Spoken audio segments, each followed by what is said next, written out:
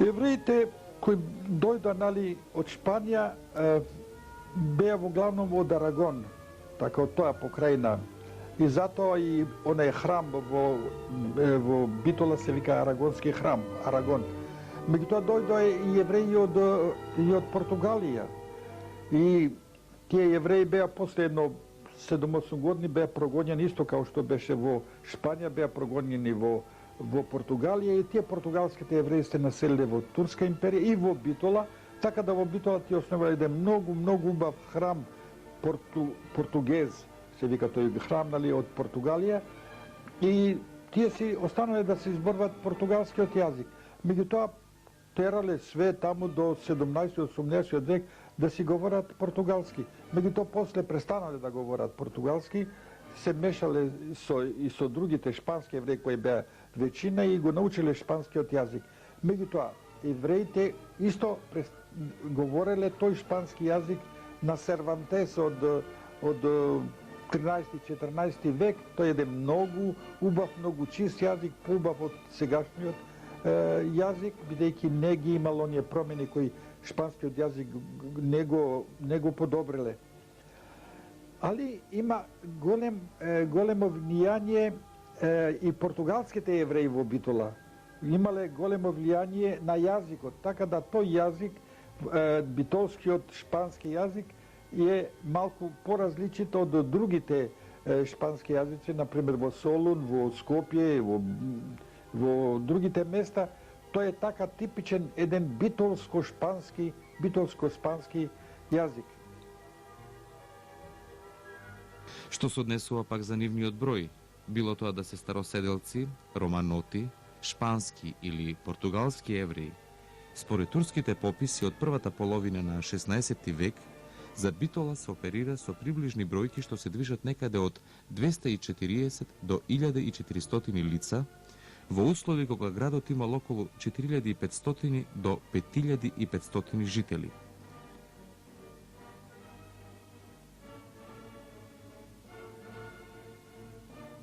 Подоцна тој број на евреи и нивните семејства бил далеку поголем. Истовремено се менувал и градскиот лик на Битола. Во 15 век и наредните векови што доаѓале потоа, во неја биле изградени многу профани и сакрални објекти и така полека се формирала прочената битолска чаршија. Доаѓајќи во градот, својот живот го организирале на начин каков им барале економските, верските и културните потреби. Сефардските, а сега и битолски евреи, биле организирани во две општини – Арагон и Португез, секоја со своја синагога. Практично, еврејската општина се грижела за целокупниот живот на овие луѓе. Дури во нејзина надлежност биле училиштата, културно-забавниот живот и пошироките општествени односи. Во таа насока се вршело и собирање на разни давачки, даноци, такси и друго што требало да им се плаќа на турските власти. Нивната општина делувала како држава во држава.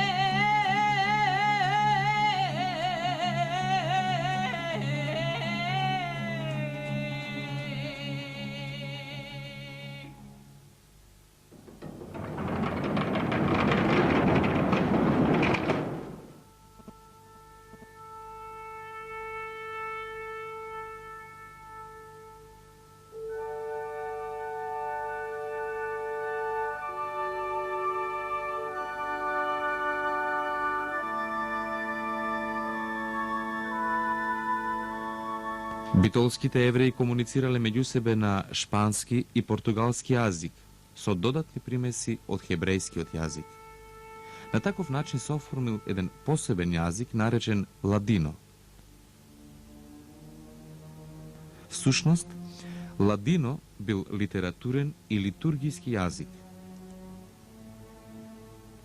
се пишувал со хебрејска азбука, со така наречени раши, а се печател и пишувал со латински букви. И самиот збор ладино означува латински, бидејќи и шпанскиот има основа од латинскиот јазик. Битолските евреи велеле дека зборуваат на еврејски јазик. Во основа, овој специфичен еврејско-шпански јазик е говор на сите сефардски евреи во светот.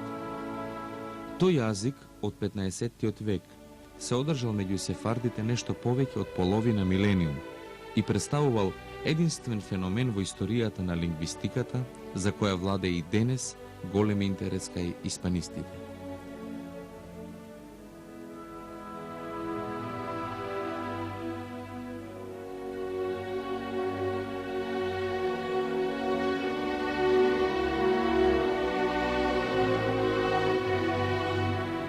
Еврејската населба со Маалата се уште еден посебен белег за животот на евреите во Битола.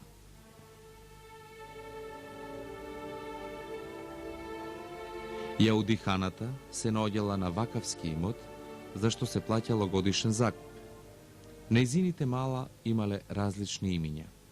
Еврејско гето, еврејска населба Маало, еврејско Маало Река, Голема Авлија, Јаудихаба, Драхор Авлија и друго. Најчесто вака биле именувани во турските документи.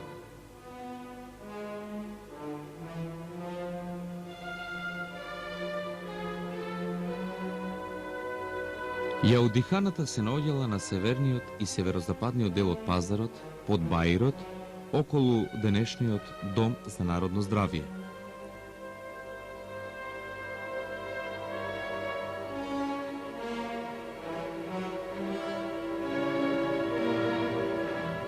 Тука покрај Драгор и Безистенот било најпогодно место за комуникација со влезот на Широксукак и другите трговски делови на градот.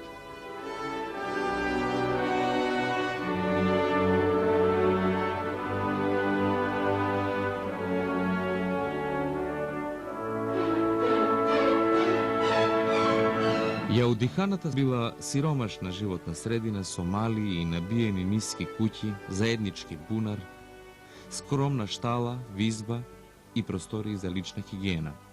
Се до средината на 19-тиот век, еврејското Маало, како го викале битолчани, а постарите и денес така го именуваат, имало уште помали делови и улички. Лакалеже, Буенос Ајрес, Бустанику и слично.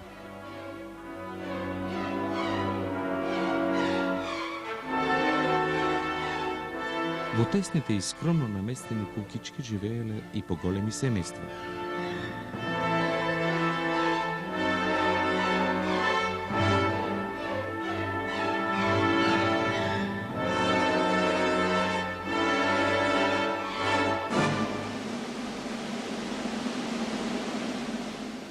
Тука биле, покрај претходно спомнатите верски објекти, синагогите, Арагон и Португес, и подоцна изградените Илкал Дила Хавра, Илкал Саламон Леви, Илкал Озердалим.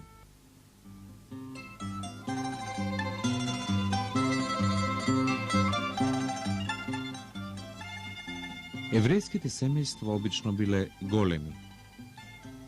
Тукашните мала биле полни со возрастни и деца.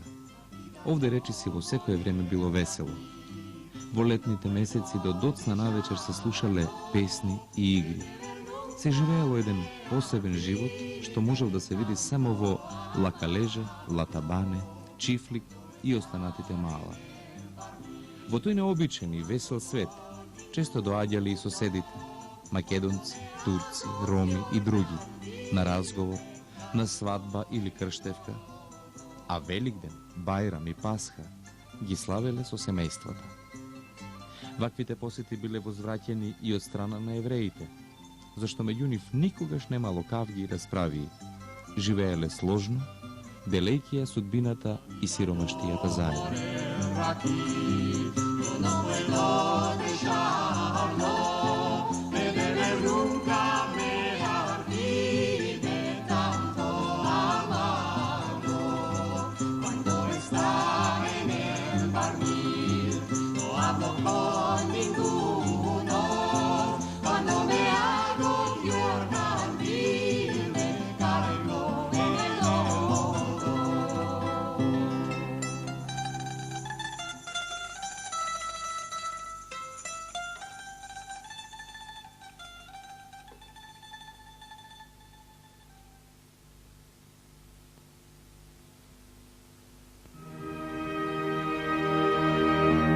Втората половина на 19. век за Битола значи највисок подем во економскиот развој.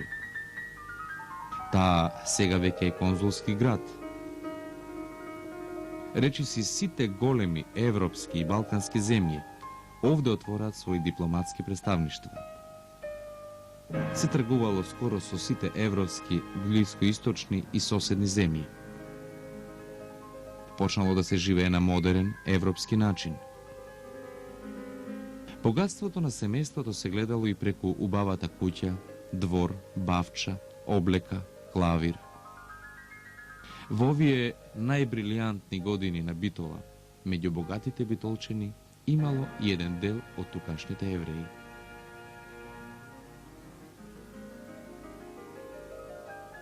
На компактноста на традиционалното еврејско маало, како да му одзвонило времето.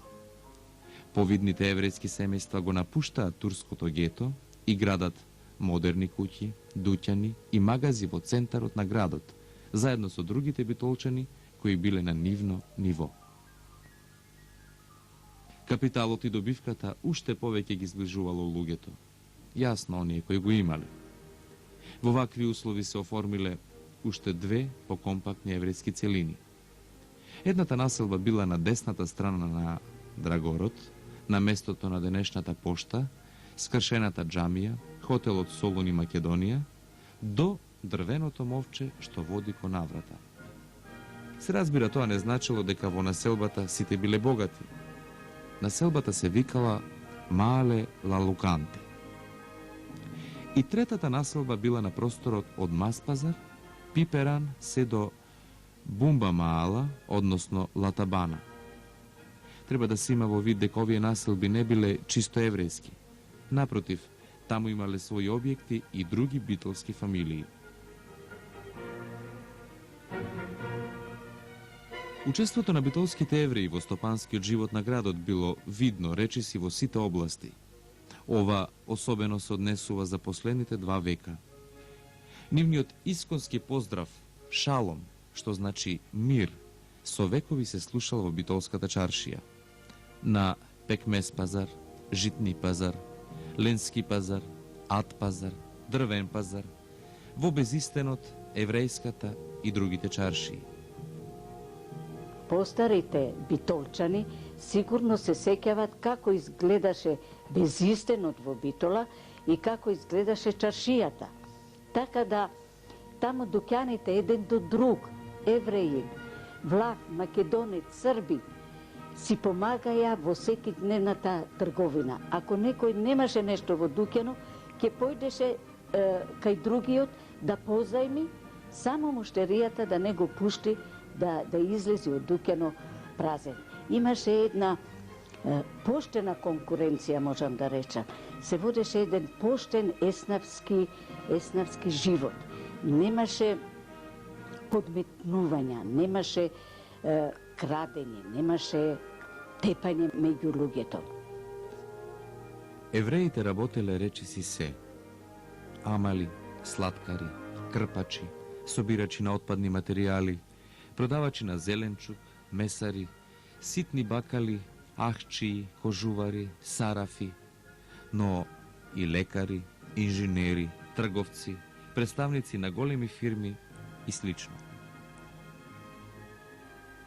Во чаршијата како посебен економски свет за себе, парите, златото и добивката од изработеното или добрата сделка, воспоставиле многу цврста човечка, национална и верска толеранција меѓу македонскиот, турскиот, еврејскиот и другите етникуми.